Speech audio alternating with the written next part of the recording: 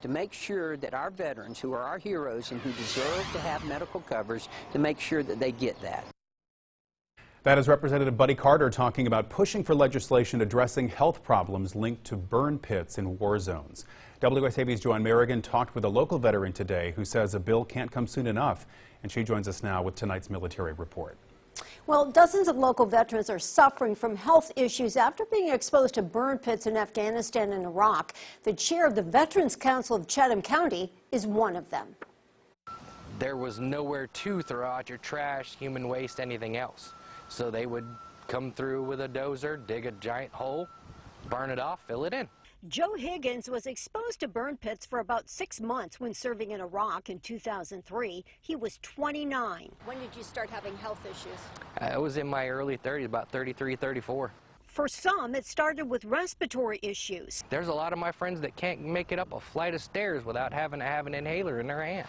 A lot of guys have had colon resections and things like that done. Higgins has had serious colon problems and believes it is related to his military service. I think it has to do with really the flies. So our dining facility was about 100 yards from the burn pit.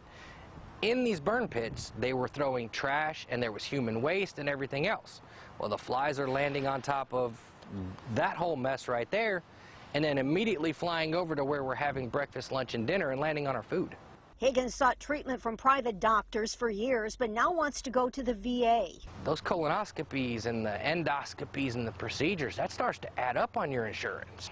It gets old and tiring. They can't give you any answers. How many people do you think you know locally that have issues that you think are from burn pits? I know 30 to 40 of us easily that are dealing, locally in Chatham County. There's a lot of younger veterans that are starting to get involved, and that's one of the first things that we talk about. Hey man, you all right? How are you feeling?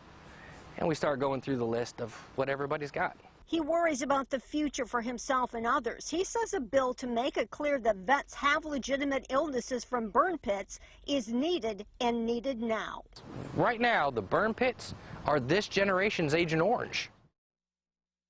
The legislation now being considered is a second bill on burn pits. The first one died for lack of support in the Senate. Higgins says something needs to pass to help veterans. Joanne Merrigan, WSAV News 3 on your side.